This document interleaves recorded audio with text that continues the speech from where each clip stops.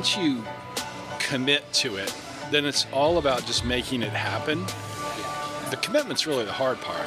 Yeah, we're going to do this. Once you do that, once you get over that hurdle, then it's just a spreadsheet. Like millions of people around the world, we need to work. Some do it for the money, others do it for the recognition. And if you're lucky, you do it because you love it. But finding purpose and passion in your work can be easier said than done, and the path to success can be unpredictable at best. But if you're looking for some inspiration, then I've got one question for you. Are you consuming your career, or is it consuming you? Welcome to Consuming Careers. Have you ever thought of trading in your career to pursue a lifetime dream? And I'm sure we all have at one point or another. Hi, I'm Bruce Smith, and on this week's episode of Consuming Careers, we're sitting down with Chris Schramm, who, along with his wife Renee, traded in his lucrative career and comfortable suburban lifestyle for a 52-foot yacht and has been sailing the world for the past 3 years. Do you have a vision for a different career path or a lifestyle shift? Could you be persuaded to make that trade, to burn the ships? Well, let's join my conversation with Chris and find out. Well, welcome back to Consuming Careers, and we've been working on this one for some time now, trying to get schedules to align, but I'm excited to introduce my friend, longtime friend, Chris Schramm. Chris, welcome. Hey, thanks so much, Bruce. Super excited to do this, and yeah, it took us a couple of months to get together. It did, and we been trying for a while, just because of your crazy schedule and mine. Right. You move around a little bit more than I do, so trying to get those vectors to cross. That's right. Has been taking a little bit of time, but so we've landed here at Mill and Mushroom in Suwannee, and we were trying to find some place in Suwannee. Why Suwannee? So we are in Suwannee because our middle son lives in Suwannee, and he and his wife are having a baby, and it's our first grandchild. So we're super excited to be here and on land for a little bit for that big event. That's great. And that's pretty exciting times. Oh, yeah. Is that the first one? First one. Ooh, that's awesome. First one. Well, we're at Mill and Mushroom in Suwannee, Georgia, and Mill and Mushroom is just a classic place. I've been coming to a Mill and Mushroom for, 40 years.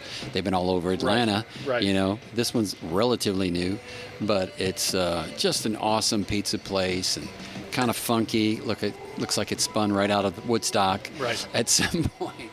But the food's here, pizza's here is fantastic. So why don't we just kind of jump right in? Sure. Chris, would you just mind giving a kind of brief overview of who you are, what you're doing now, and that's just going to blow up the conversation from there. Yeah. Go ahead. So I'm a Vermont kid that has lived in Atlanta for 35 years.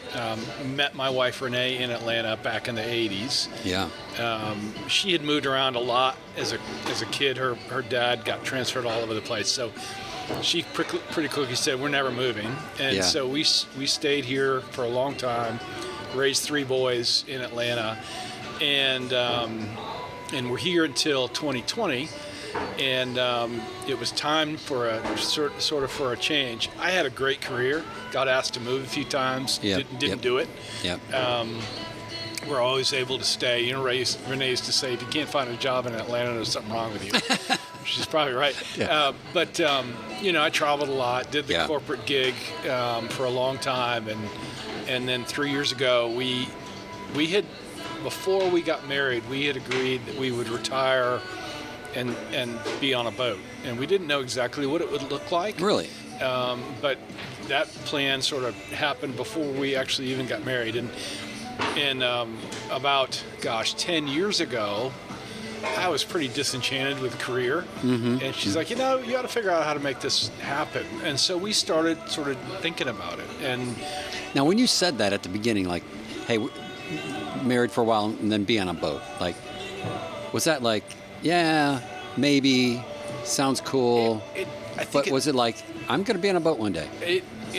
We were pretty committed to being on the water. Okay. And it was never just sort of a thing to talk about. It was always pretty serious, but it was also a little bit half-baked. Like we didn't really know exactly what it meant, what it looked like. that came a lot later. Yeah. Right. Okay. All right. Well, I shared this with you kind of in some of the notes I shared, but I've got this underlying agenda for this conversation, which is, as you tell your story, one, if my wife is listening, whether I can be convinced to join the trade, right? And we'll define that soon. Yes. Or if I can find maybe a happy place without a trade.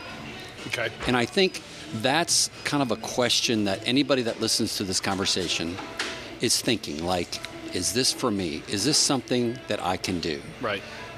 Or if it's not, and maybe if I think it would be awesome, can I still be happy with my current trajectory? Right. Right. Okay? Fair enough? It totally makes sense. I always envied those guys that they knew what they wanted to be from a very young age, and they went and studied for it and did it, and they had the career that they always thought they would have. Yeah. Yeah. I still don't know what I want to do. Wow. I'm one of those guys that just never. So I was always. I never liked working. Okay. I always enjoyed the people I was around. I enjoyed the chase. Yep. I'm coin operated. I always enjoyed making money. Mm-hmm. But the actual work, what I was doing, really was never meaningful at all to me. Really? And I was good at it. But, I think I'm probably like a lot of people that they end up in a career kind of by accident. Mm-hmm. And, and they do that thing because they're good at it. And they get promoted and they move up and they make more money. And you sort of get, I don't know, stuck is probably, stuck.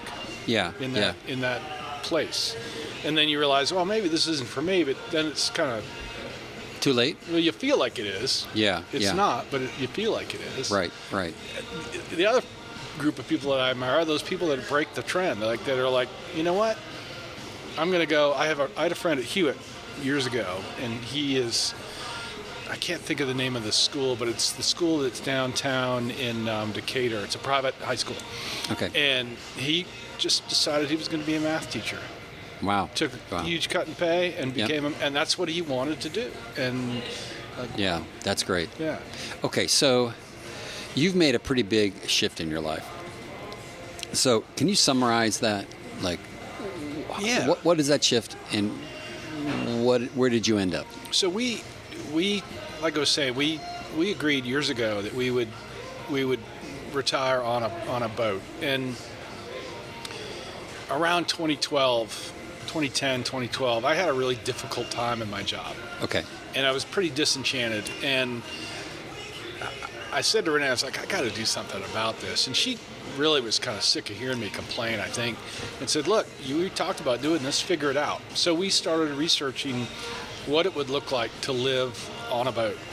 Wow. And one of the first things we realized is that if we were to do it, in order to do it in sort of a timing that wasn't way late in life, we had to sell everything, because you couldn't maintain the expense of having homes and cars and stuff and be able to do that. So that was part of it, was if we're going to do this, that means that we got to get our kids in a place where they're independent on their way, and so that we don't actually have to have a dirt house. Yeah. Yep. So that was one realization. The other realization was we sort of had envisioned a powerboat, a trawler, and we realized that if we really wanted to go anywhere, any kind of distance, you got to sail, because you can't afford the fuel. Sure. Sure. And we've been a lot of places where it's hard to get fuel. So so we sort of rotated to a sailboat, and then just did a lot of research on people that go cruising, and what that lifestyle looks like. We went to the boat shows. We read every book we could find. We watched every YouTube video we could find. There's a YouTube channel called Wicked Salty. Okay. And I started watching them back in, I don't know, probably 2012, 2013. Two kids that had graduated from college, Wes and Kate. And at the time, they could not get a job in their career. And so they were waiting tables. Yeah. They scraped together $5,000. And one of their dads gave them enough money for a GPS. They bought an old Pearson 31, and they went cruising. Okay. And they went to the Bahamas. They were in Massachusetts. They made it all the way down the coast. Wow. They went to the Bahamas for a couple years. They were eating, pork and beans out of cans. Yeah. But and I said to myself, Bruce, look, if these guys can pull this off, how hard can it be? Right? And they're smart kids, but I'm older and smarter, and I actually have a little money in the bank. Yeah. If they can do it, why can't we? So that was really inspiring, and so that's, then it just took some time to do it, and make everything happen. It sounds like you had a real plan in place for 8 or 10 years. You had been thinking about it before 2012, but then you said, okay, what's it going to take? Yeah, we went to the boat show in either 2016 or 2017, and we were on our way. Yeah. We bought the boat in 2017, and spent 3 years getting her ready. Okay. To be able to do what we were doing. Yeah. And it was I have one of my cousins is talking about a big move overseas, and she's not sure about it. And the thing I said to her the other day is, look, once you commit to it, then it's all about just making it happen. Yeah. The commitment's really the hard part. Yeah. Yeah, we're going to do this. Once you do that, once you get over that hurdle, then it's just a spreadsheet. Wow. Then it's just, hey, I got these things to do. I'm going to do them. And if I do all these things and get them right, then we're on our way. That sounds really simple. But from hard. where I'm sitting, and I've got my day job, and I've got responsibilities, still kids in school, paying some bills and a mortgage, right? So when I think about where you are now, I think that is a long bridge to cross, and the first step it seems like insurmountable almost, and it really is the mental decision to go in that direction. Yeah, I think for us, we spent enough time around people that were actually doing it. Okay. And so we went to the boat show in Annapolis, where every sailing cruiser goes at some point, and met just tons of nice people, and that had just cashed it all in. Said, you know what, I'm going to do this. Yeah. So whatever that destination is that you have in mind, get around those people, because they will encourage you how to do it, right? Yeah. So we chose sailing. There's a lot of different destinations, but get to know those people. Yeah. And one of my kids wants to start a business. Like, go work for that guy. Yeah. And that's good. Figure it out, right? Yeah. Well, you've got a great. If anybody's listening and can connect with Chris on LinkedIn or just look at your profile, you did a post in November of 2023 where you just kind of explained your process, like what you did, which was a great podcast. I mean, it was a great post.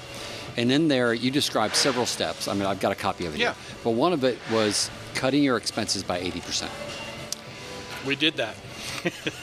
That is crazy, right? Yeah. So, walk through that process. Like, what are those big things that you had to do that made it possible? The first thing that should tell you is that Renee and I were terrible with money. That we were overpaid and terrible with money. Oh yeah. So we, like you did, we had kids in private school. Yeah. So we got them through school. We drove nice cars. Yeah. We had a nice house in a nice neighborhood. We had a boat at the lake in a slip that was expensive. We knew the Amazon driver on a first name basis. Hey, Steve. Yeah, right. We ate out all the time. Yeah. We traveled all the time, and so there's a lot of disposable income in there. Yeah, sure. That was easy to offload when we're committed to this thing. We sort of knew, hey, we're not going to eat out. Right. We're not going to be drinking the top shelf vodka. Right. Whatever it is. We're not going to have a car. So we chose to make those. People would call them sacrifices, but they're not. We walk everywhere now. Okay. I just did buy an old car. Yeah. Because we needed a car to be back on land life. But the last 3 years we haven't owned a car, and everywhere we go, we walk. We take public transportation. So. Yeah. Yeah. So there's a lot of that disposable stuff, and then you get into the probably harder decisions. The hardest thing about what we're doing is we're away from our families. Yeah. Yeah. So they've pretty vocally told us that. That's one of the reasons we're back for a little while. Mm-hmm. We sold their home. It was our home too, but it was also their home. And where we all used to congregate, right? Yeah, that's no small thing. No, right? Yeah. no, and for us, we were ready to do that. We were, we wanted to make that trade. They didn't get to decide that. Yeah. Right. And I know that for all of them, that's been a little bit difficult. Yeah. Now, have they joined you on any of these trips? Or? Oh yeah. Yeah. Okay. They've all come to see us. And I think they love what we're doing. I think they're proud of us. I also think that they wish we were around a lot more. Yeah, yeah. So were you and Renee equally committed to this, or was it... That's a great question. So yes, I would say Renee she loves it more than I do. If that's even possible. Okay. We meet hundreds of cruising couples do what we do. Yeah. And there's a couple of different variations. Now you say cruising couple. Now see, that sounds like a weekend thing. Yeah. It's not. It's not a at lifestyle. all. Yeah, no, and it's hard. Like what we do, people think, oh, you live on a yacht and you're in the Caribbean. It's easy. It is. No way is it easy. It is physically demanding. If you look at my hands, they're always cuts. Yeah. Dude, I spent 10 days in an RV with my family. Yeah. 3 kids. Yeah. And Not I always easy. say, every day it gets a foot shorter. So, the walls start kind of closing in on you. Yeah. And when you're in open water, there's no place to go. Right. So she's very committed to it. But we meet people out there that once in a while we meet a couple that one of them isn't as excited. Interesting. And they don't last that long. Yeah. Because you really have to be pretty committed to it. Yeah, I bet. I bet. Okay. So, just some practical questions. Go ahead. Like how do you pay for stuff? I mean, are you working? Did you just save enough? And you're just how does all that work? Yeah. So because I'm not drawing any Social Security yet. I did start drawing out of my 401k this year.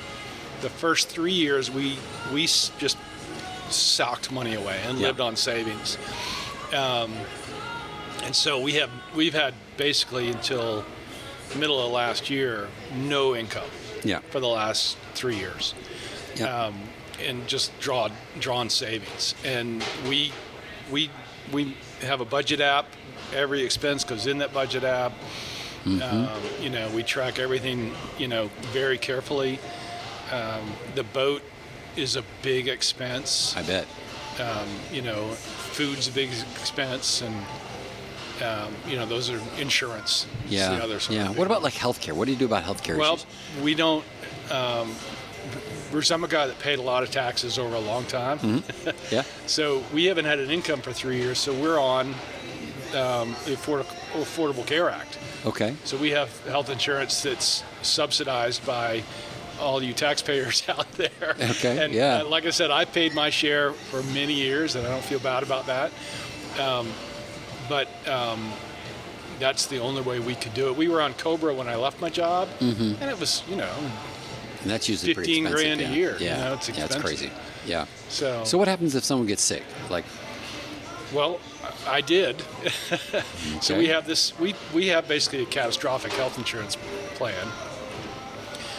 We spent 3 years in the Caribbean, so we have basically a get you home insurance policy. Okay.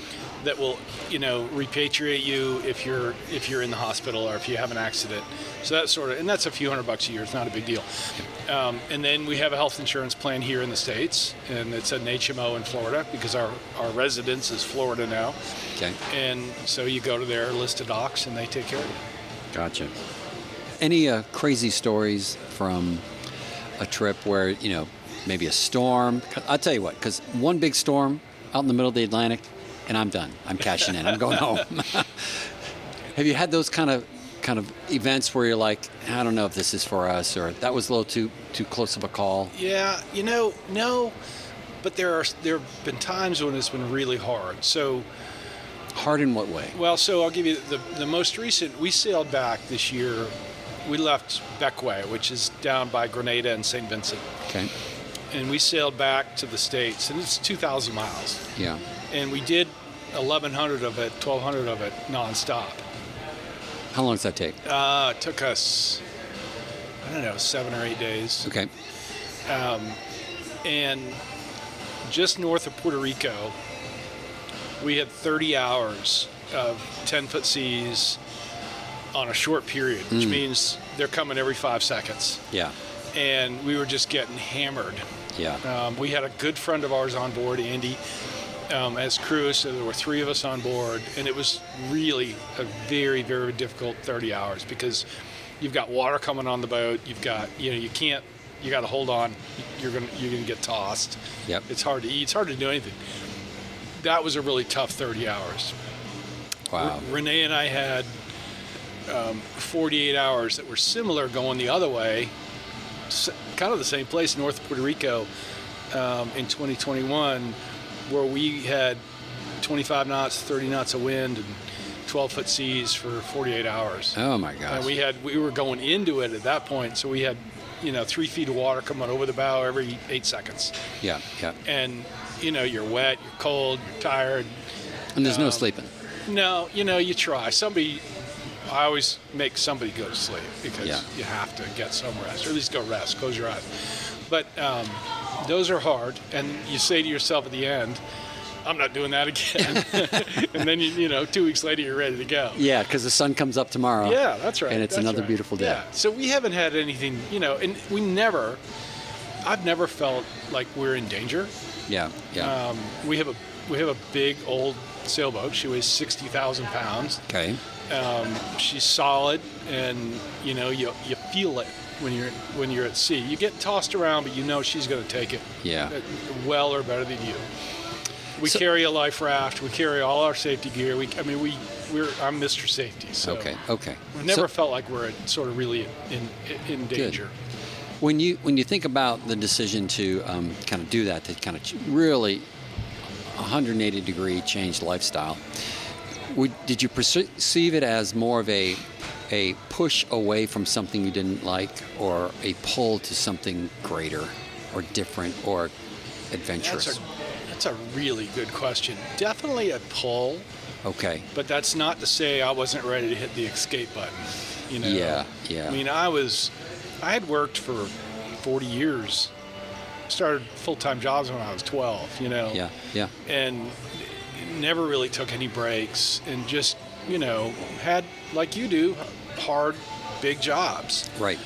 And I was pretty much done. So I really needed to do something different. But it was more of a pull that, let's go do something that we had this dream, and where we kept landing was, if we don't do this, man, regret's going to kill us. Yeah. If we don't go, that would just be a huge mistake. Do you think that decision would have been different if you loved your career? Like, hey, this is great, good money, lots of success. Boy, I think it would have been a little different, but because I'm not wired to work. Okay. I'm wired to work to make money. Okay. Right. I'm not wired, like I didn't have a career like some folks have, where they're a doctor, they're a teacher, there's something that not to say all doctors and teachers are, but a lot of those folks are really committed to, hey, I'm here to do something good. Pastors are that way, right? Yeah. So that wasn't me. And Yeah. I think if I had that career, it might have been different, but I still think it would have been, we got to do this. All right. So I want to dig a little deeper here. Okay. So I first heard about you and Renee doing this probably I wrote it down here, probably in 2019. Okay. When my daughter and Baylor, your son, Right. were kind of friends in school. Yeah. And he mentioned it. And I'm like, those Schramms are crazy. So, but I just thought, wow, that's really. Let's just see if they really do it, right? That was kind of thing. Well, then fast forward, you did it. So, but I think, and when I look at my life, I value deep roots in a community. And so my one question that I came to this with, and I've got a little more, but it's like, where do you find meaningful community when you travel like this? What a powerful question. So Renee's my best friend, and we knew that we would have that. And I hope for everybody that has a spouse, they have the kind of relationship that we have. Yeah. That it's just there's no one I'd rather be around, and I'm pretty sure she'd say the same thing, but not every day. One of the things I learned when we first started talking about this is that at any given time, there's 35,000 U.S. sailboats out on the high seas somewhere. Wow. So a pretty big number, but also a small number. Yeah. So in the last 3 years, we have gone to a few hundred different anchorages on different islands. Every single one we go to, we know people. Oh, wow. That are, we know them by their boat name, mostly. But you'll pull in an anchorage, and there'll be 30 boats or 10 boats or 100 boats, depending upon where you are. And you'll know people. Really? And you'll instantly get a radio call that, hey, Ocean Air, I see you coming in. Let's grab a beer. Oh, that's funny. So it is very much a community. Renee would say this. She said, when we left, the media in our country's a mess. Yeah. And the politics is a bit of a mess. And you start to begin to question kind of who are we as a people, right? Mm-hmm. And I know that's on a lot of people's minds. Renee would say that doing what we do has restored her faith in humanity, has restored her faith in community. Great. Yeah. We have this wonderful community, and we've met some of our absolute best friends out there doing what we do. That is great. Yeah. There's a lot of people that are similar age, similar sort of story that kind of came to the same conclusion. We have a couple, Earl and Joyce Magnuson on Carolina. We were actually on the same dock on Lake Lanier. We didn't really know each other, but we had the same dream, and we ended up at the boat show together. Yeah. We ended up in the Keys a few years later at the same time, and we spent the last 2 years sailing with them. And they just, they were doing the same thing. We sold our house at the same time. He had a great career at AT&T. He retired from AT&T about the time I left Alight. Wow. So there is very much community out there. Okay. All right. This might be a tough question. I was hesitating whether to ask it, but I'm going to ask it anyway. All right. Do you feel like maybe you had something to prove by doing this? Maybe to yourself, to others, to your former employer, or anything at all? Yeah, no. No? Okay. No, it's just something that if I could convince everybody to do it, I would. Wow. All right. It's hard, but what we're doing is not all that special. It's just different. It's just unconventional. Yeah. So no. There is one thing about it that sort of bugs me I mentioned earlier, is people sort of think this is a life of leisure. Yeah. It is by no means a life of leisure. When we go to the grocery store, Bruce, we get in our dinghy and we go, and we usually get wet doing it. Yeah. Go across the bay or the anchorage to some old dinghy dock. Right. We take our bags with us. We go to 3 or 4 different stores because there's not a Publix. There's a there's a produce market. There might be a meat guy. And, and we lug it all back to the dinghy, and we throw it in the dinghy, and we ride back to the boat, and we lift it out of the dinghy into the boat, and it's all, Renee's a great cook, but you don't buy processed food in the islands. Right. You buy raw ingredients. Yeah. So everything you eat is sort of made from scratch. So none of this is easy, know, and when I get back, I've got to fix the diesel, or maintain the water maker, or something. There's always always a job to do. Do you or Renee ever have any doubts about kind of what you're doing this shift? No. No? No. We said when we set out that we didn't know how long we would do it. Yeah. We figured it would be at least 2 years and maybe 20. And I think where we are now is it'll probably be closer to 20 than 2. We're 3 years in. Yeah. So. And do you think you could ever go back? Go back to, let's see, where were you? You were at ADP. I was at a light, yeah. Yeah, Hewitt and a light. I have a friend that is one of my old bosses, one of my old mentors, and she sort of teased me the idea of coming back. And I thought about it for a minute, but I don't think so. Like, I just don't. Yeah. You'd probably make a horrible employee. Yeah, I don't think my heart would ever really be in it. And I'll tell you what that is that, you mentioned earlier that the bridge to get to whatever that thing it is you want to do, it seems like it's really hard. And one of the things that seems like it's really hard is the money. Right. Right? Because you've got to rearrange your finances. If I've learned anything, it's that that's just not that important. And you can live on a whole lot less if you're just careful. Yeah. And so I don't, like, you have a big job, right? Yeah. And it pays you well, and there's a reason it pays you well, because it's really hard. Yeah. Right? And I don't think I'd want to do that anymore, because I now know that I don't really need it. Yeah. Well, you, when I saw that post, you linked it to Lon Stroschein. Yeah. He's great. I love Lon. And I ordered his book. Good. It's great. I'm on chapter 1. So that means I still have a job here as a W-2 employee. Right. But I think Lon is onto something. Yeah. I'm excited for him. I just love to see the attention that's being paid to his movement. And it's a movement, man. Well, let's talk a little bit about that, because my first question was, did he influence you at all, or were you already on your way and he validated it? I was already on my way. So he did a podcast with a really good friend of mine, Ron Ward. Well, tell the audience who he is. So Lon is a guy that has this movement called the Normal 40.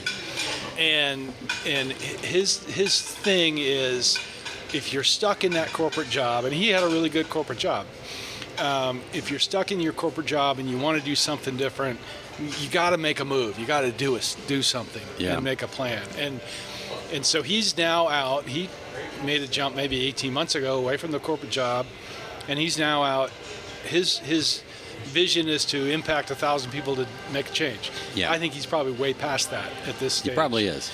But anyway, his podcast, early on, he interviewed a guy named Ron Ward. Ron's a really good friend of mine, somebody I've known for a long time, who worked for Synovus in Columbus, Georgia, had a great career, and decided, you know what, I'm going to quit and go hike the AT.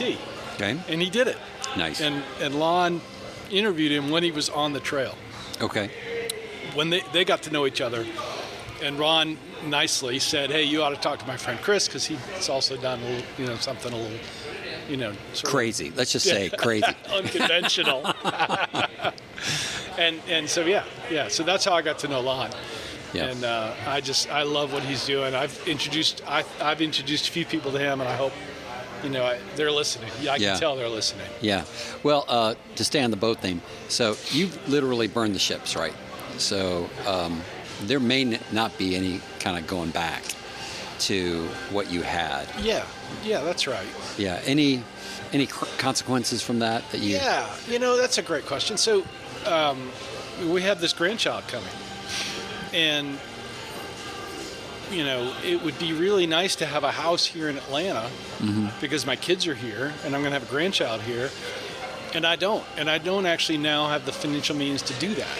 I mean, I could. Yeah. But we gave that up, and that one stings a little bit, but we'll figure it out. We'll figure it out. Any lessons learned along the way about yourself, your life, decisions you've made?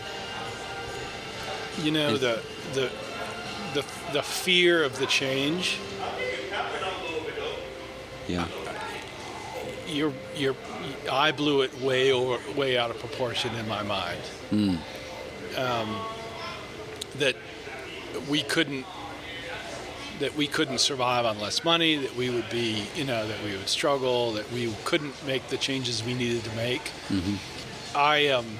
Those fears that whoever's listening out there that's wondering, I want to do this new thing. Yeah. The fears you have, don't worry about it.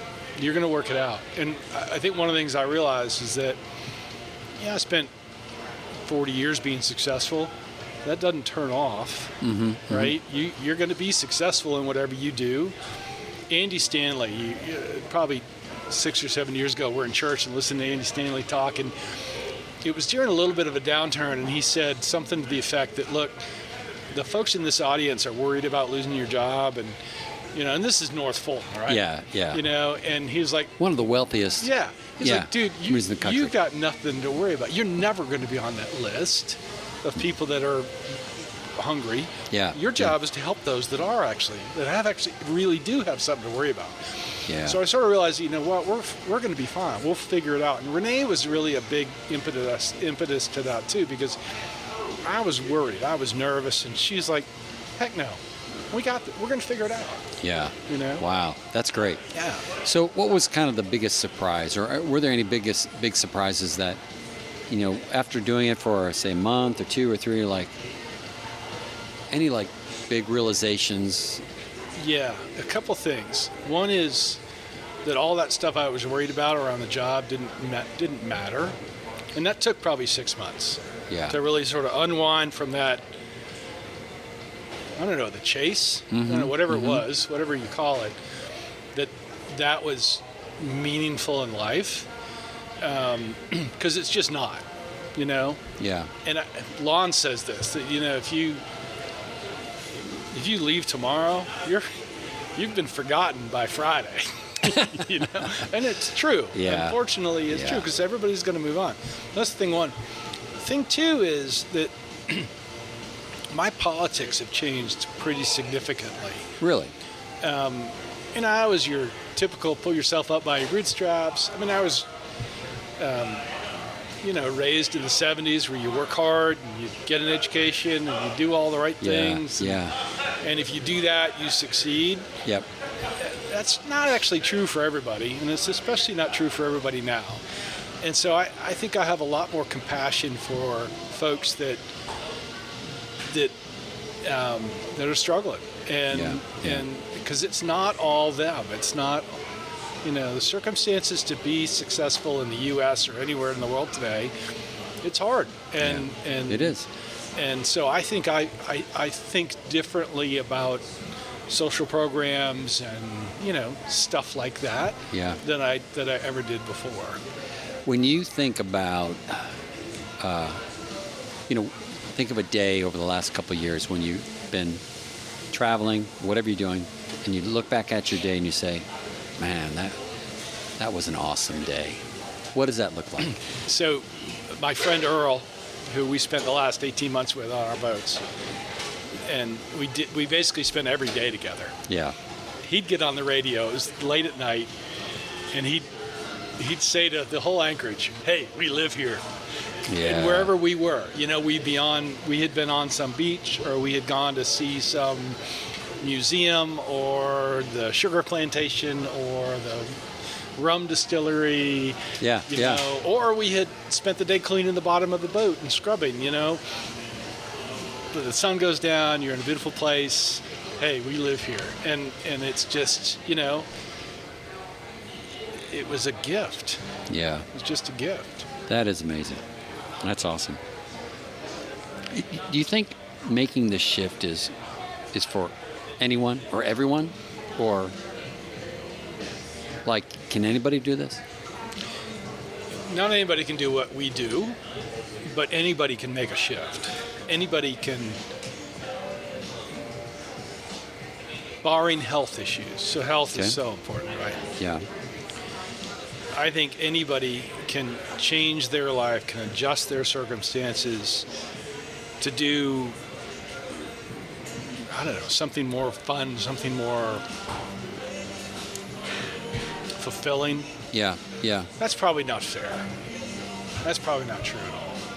Because there are people out there that are just stuck. You know, back to what I was saying a few minutes ago. Yeah. So it's, you know, but people that are in careers that are probably listening to this, there's some place for you to go to do that is going to get you out of bed and get you super excited every day. Mm-hmm. It's out there. Do you think it has to be drastic like this? No. I mean, I think I look at you and I think that's pretty extreme. Yeah. From the outside looking in, it just seems from where you were to where you are, very extreme. Now, maybe it's baby steps along the way, and maybe, you know, and you figured it out. But stepping back and look at the whole picture. Right. Corporate job, 40th floor. Right. Suit and tie. Yep. Barefoot on a boat. Someplace unknown. Yeah, you know, the baby steps, like, could we have done something in the middle? I don't know that I could have figured it out. Yeah. I think that's actually a harder equation. Figuring it out from the front end? Just, all right, so let's say we lived in Peachtree Corners, had a nice house, and we want to reduce our expenses and do something kind of off the wall. Yeah. But we don't want to sell the house. Okay. Right? So you got to do a lot of little stuff to make a big difference. Yeah. Right? Yeah. It's the real big stuff that freed us to do what we're doing. So it actually might be harder to make a smaller change. Yeah, so like pulling off the Band-Aid. You just got to rip it and go. Yeah. And then figure it out from there. I think that makes sense. Because I want to make sure that kind of whoever's listening can kind of see themselves making some sort of incremental change if they feel stuck. Right. Right. So it doesn't mean you have to quit your job tomorrow and sell everything and then change your whole lifestyle to something, whatever, nomadic life. Actually, I have one. Yeah. So for those type A's out there, and probably most everybody listening is one, maybe, right? yeah. So I worked late a lot of nights. The last couple of years, I was pretty much burned out, and I didn't work nearly as hard as I had for 35 years. Okay. Nobody noticed. Wow. Nobody said boo. Now, I was still successful. I still did my job. But I think there are those corporate jobs. You carry around the phone and you're online all the time and you're sort of available all the time. One easy thing to do that'll feel really uncomfortable is to just limit the amount of time you're doing that. Yeah. You know, and when the kids get home, call it, right? Yeah. 5 o'clock comes, call it, log off. It'll be there tomorrow. They didn't notice it. Wow. You know? Yeah. Yeah. And I just started being, I don't know, kind of lazy about it. Not lazy, but what I realized is that my kind of, mail it in a little bit was still pretty good. Yeah. Yeah. You know, still getting the job done. I'm still earning my keep. So don't, that is one thing. Like I have my old boss, this guy, Jason, he's got 4 children and he's just works his tail off and he's the best boss I ever had. And I want to shake him. Like, dude, you don't have to work till 7 o'clock at night. Don't. No one's going to care, right? Yeah. It lets some stuff go and it's going to be fine. What are some of the biggest challenges that you kind of are facing now? boy, I think the thing that we worry about is we want to be cruising. We want to be out there. We want to be traveling. Mm-hmm. And our kids want us here, and there's really good reasons to be here. We have this grandbaby coming. Yeah.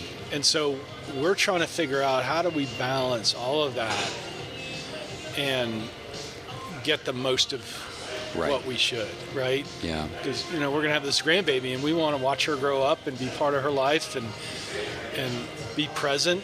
And but we also want to do this other thing, and we know that what we do is physically demanding, and I'm 61. I'm not going to be able to do it forever, right? So I want to do it, right? So we got to figure. That's probably our biggest kind of. How do we figure that out? Yeah. So what's that timeline look like? So what do you think? Yeah. So I think where I've landed on it is we're going to keep doing what we're doing, but we're going to do shorter stints. Okay. We'll go to the Bahamas for a couple of months, go to Maine for a couple of months, go to Florida, but then come back and be around. And, we were literally gone for 2 years and never came back. And, with FaceTime, that's good. Yeah. But all the kids were like, yeah, don't do that again.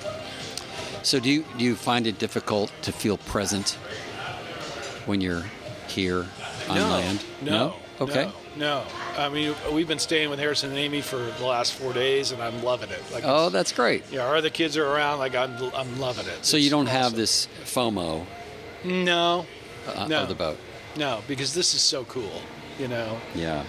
Yeah, I've been sitting here like, gosh, I wish I had a place here in Atlanta so that we could be here half the time. Well, we don't, Right. So we got to figure that out. Wow.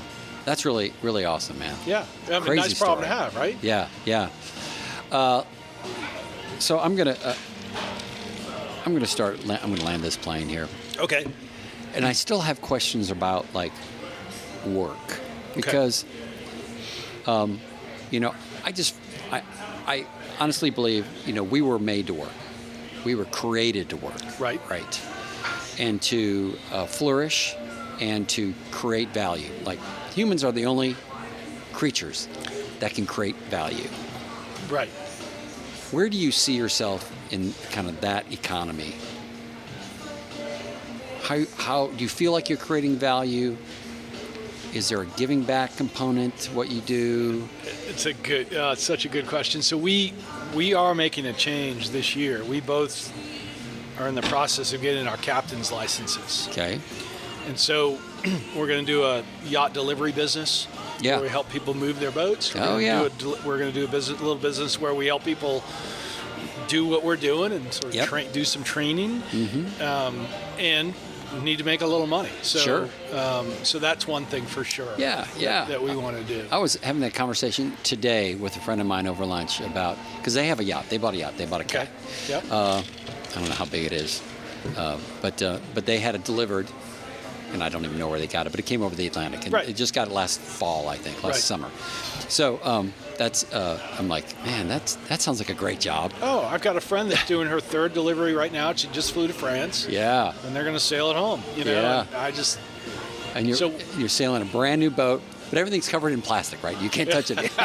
Right. So you can't mess it up. But there's thousands of boats that spend the wintertime in Florida and the summertime in the Northeast. Yeah. And so those people have a lot of money and they want their boat in Florida for the season, and you fly up there to New England, and I like it. Yeah, and move it south. So we're gonna do some of that. I know Renee will find some volunteer role in Brunswick because that's how she's wired. Okay. That's great. That's great. All right. Last question. Well, actually, it's not my last question because we got a couple more, but kind of the big question, you've probably heard this several times, but do you feel like you're consuming your career or is your career consuming you? Now, in your world, that's a little different, but look, we all work, right? And however you define that career, how would you answer that? Boy, well, my old career definitely consumed me. The new career does as well. So interesting. The effort to keep a yacht especially a 43-year-old yacht, Yeah. underway and in good repair and safe is no small task. Because you don't get to turn it off at 5 o'clock. No. So it's a full-time job. Like, Yeah. For a long time, I tracked my hours working on the boat, and it was, probably average 20, 30 hours a week to keep things. Wow. And we keep things the way they should be kept, but it's not a small, and that's just me. It's not Renee. She's doing as much as I am. So Yeah. it is, if you do something like I'm doing, you can count on, there's a lot of maintenance and a lot to do to keep that train rolling. It just is. Wow. That's awesome. Yeah, That's awesome. It is. And it's worth every minute. I bet. Yeah. I've seen pictures. Oh, it's fun. It looks like it's a lot of fun. It is, but what you don't see is a picture of me sort of hunched over with just my ankles sticking out of the bilge, and I'm down. Yeah, grease up to the shoulders. Yeah. Oh, listen, man, I love that too. Yeah. That's awesome. All right, listen, we got some important work to do now. We got to get into the lightning round. Are you ready? All right, fire away. You ready? Yeah, I'm ready. I think I've got 6 questions this time. I normally do 5, but I came up with the 6th one. Okay. All right, so what's the best sushi you've had since you've been traveling? Oh, Renee's. So we catch fresh fish on the boat. Yes. And cerro, mackerel, and tuna. If we catch a cerro or a tuna, that's sushi. And Renee is the absolute best sushi chef. So, and it's awesome. It's fresh. Like, it's that day fresh. I saw a picture. I don't know where I saw it. Probably Facebook. And I saw this tray of sushi. I'm like, oh my gosh. Yeah. So I love sushi. Yeah. Oh, it's the best. Yeah. All right. If you could only have one hand tool on board, what would it be? Oh my goodness. Can it be a multi-tool? Whatever you want. Oh my gosh, it'd have to be a multi-tool because we carry a mountain of tools. I bet you do. Because you don't, there's no mechanic, around the corner. Yeah, it's up to you. Yeah. All right, number 3, what's your favorite pastime when you're out to sea? Oh gosh, we listen to podcasts. Do you? We devour podcasts, true crime and comedy, and that's kind of our thing. Especially when you're doing boat jobs. Yep. You can have it on in the background. Yeah, and sure. It's good. That and beer. That'll kill some time. Sundowners are a thing. So you're in an anchorage and everybody's doing their thing and they're mostly working hard. But at the end of the day, you get together and have sundowners. And you either dinghy to a beach or you dinghy somebody else's boat. And everybody brings a plate of something to share. And oh, wow. And, and there's usually 6 to 20 people there. And it's like and they're from all over the world. That's the cool part. They're from Europe and South America and Africa. And that's awesome. Really fun. That sounds really awesome. What's a modern indulgence that you miss the most? Going to the Publix. I mean, where you have fresh vegetables are easy to get in the islands. Fresh fruit is not. Just processed food stuff that's just easy. Yeah. I was thinking more like mocha latte or something. Well, so the coffee is good elsewhere in the world. So right. but yeah. So just convenience of the Publix. Yeah. All right. How long does it take to settle an argument on the boat? Oh gosh. I'm usually done in about 30 seconds. But Renee may be 30 days. Uh-oh. All right. Not long. Okay. Last question. Who's the real captain of the boat? Oh gosh. Careful now. Yeah. So it can be. I mentioned earlier we were in that sort of 48-hour period 2 years ago. Yeah. At sea, and it was really terrible. I went dead asleep one of those nights. Wow. And woke up in the middle of, this storm and went up above, and Renee she's made sail changes. She's captaining the boat. Nice. And I'm like, so when one of us goes to sleep, the other can sleep well. Yeah. I probably make more decisions than she does just because I'm more overbearing than she is. Yeah, sure. But yeah, you got to have a partner out there that you trust. That is an awesome metaphor for a great marriage. Yeah. is you can sleep and know that the boat is going to be cared for. Right. I know. In a storm. Right. It can be. I just know she's got, and she also, and either one of us will yell for help me. Yeah. I need help. Yeah. Come on. That is fantastic. Yeah. All right. How can people find you, follow you, connect with you? So we love to share what we're doing. We have sort of a Facebook presence and an Instagram presence, and they're both Sailing the Ocean Air. Sailing the Ocean Air. Yeah, sailing _the Ocean Air. Yeah, we'll put that in the podcast notes. Follow us, ask us questions, and the thing, I guess the prevailing thought that I'd want folks to understand is, you have that dream, you can do it. Like I overblow all the fears, all the things, all the barriers that I thought were there. Yeah. They came down, and it wasn't a big fight to knock them down. Wow. You don't let the man sort of hold you down. Mm-hmm. Don't let that drug of that paycheck every 2 weeks. You're successful. You're successful for a reason. You're going to figure it out, and it'll be fine. And some advice my mother gave me years ago when I first moved to Atlanta: what's the worst thing that happened? You go back. Yeah. Right? Yeah. Yeah. So go do it. Chris, thank you so much. And I want to make a public apology to all the employers that are going to have, this uptick in resignations on Monday morning. We can only hope. That's right. But I really appreciate you taking the time to kind of share and obliging my questions. Glad Chris, to this do has it. been great. So we'll get Renee on the next one. Absolutely. She'd love to do it. Oh, thanks again. All right. Thanks, Bruce. Thank you for joining us on Consuming Careers. If you've enjoyed the show, please click the follow button in your podcast app so you won't miss any of our future episodes. And if you have a minute, write us a review. We truly appreciate hearing from our listeners. And as always, I'm Bruce Smith, and you've been listening to Consuming Careers.